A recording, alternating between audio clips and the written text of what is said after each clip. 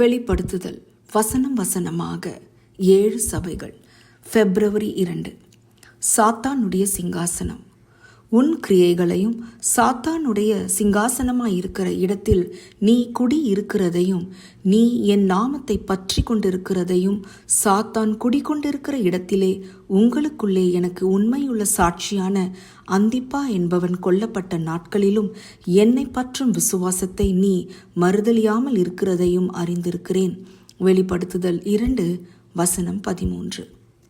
Zeus கடவுளின் வழிபாட்டு இடமான பெர்கமன் பலிபீடம் பண்டைய உலகின் அதிசயமாக சிலரால் கருதப்படுகிறது. சுமார் 115 அடி அகலத்திலும் நீளத்திலும் மிகவும் நுணுக்கமாக செதுக்கப்பட்ட அந்த பேருருவ பலிபீடமானது 2000 ஆண்டுகளுக்கு மேல் பழமையானது. அது 1878 தோண்டப்பட்டு இப்போது பெர்லினில் காட்சிக்கு வைக்கப்பட்டுள்ளது. பெர்கமு சபைக்கு எழுதப்பட்ட நிருபத்தில் விசுவாசிகள் சாத்தானுடைய சிங்காசனமாய் இருக்கிற இடத்தில் வசிப்பதாக சொல்லப்படுகிறது. சாத்தானின் சிங்காசனம் என்பது பெர்கமோனின் பலிபீடம் என்று நம்ப பல காரணங்கள் உள்ளன.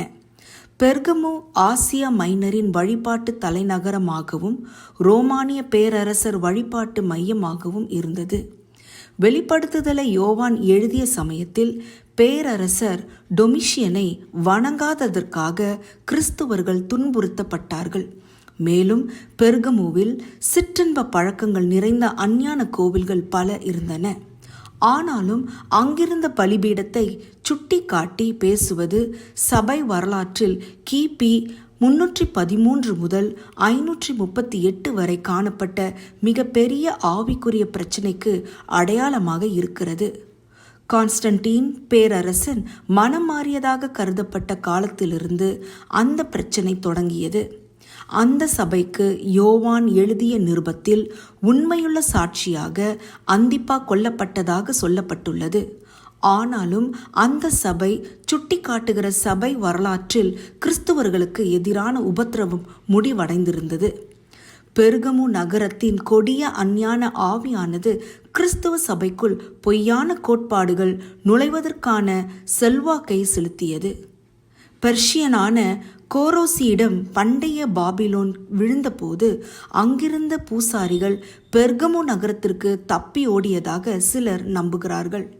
இறுதியில் இந்த ஆசாரிய ராஜாக்கள் தங்கள் அரச ஆசாரிய பணியை ரோமர்களிடம் கொடுத்தார்கள். அவர்கள் இந்த ஒருங்கிணைந்த அதிகாரங்களை ரோம அரசர்களுக்கு வழங்கினார்கள். இந்த அரசியல் ஆன்மீக அதிகாரங்கள் தாம் பின்னர் சர்வசக்தியாய் ரோம போப்புகளுக்கு கொடுக்கப்பட்டன. அந்திப்பா என்றால் அப்பாவுக்கு எதிரானவர் அல்லது பிதாக்களுக்கு எதிரானவர் என்று அர்த்தம். போப் என்பதன் அர்த்தம் அப்பா.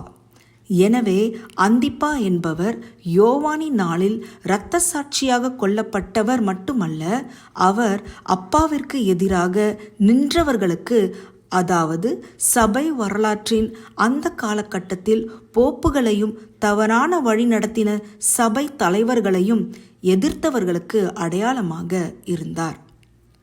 ஆண்டவரே, நான் இயேசுவின் நாமத்திற்காகவும் வேதாகமத்தில் காணப்படுகிற மெய்யான விசுவாசத்தை அழிக்க விரும்புகிற அனைவருக்கு எதிராகவும் நிற்கிறேன். இந்த உலகத்தின் அதிபதிக்கு தலை வணங்கி நான் உம்மை ஒருபோதும் மறுதலிக்காமல் இருக்க உதவி செய்யும். அதிக ஆராய்ச்சிக்கு 1 ராஜாக்கள் 13 33 34 வசனங்கள், 1 யோவான் 5 19, வெளிப்படுத்துதல் 13 2. ஆமேன்.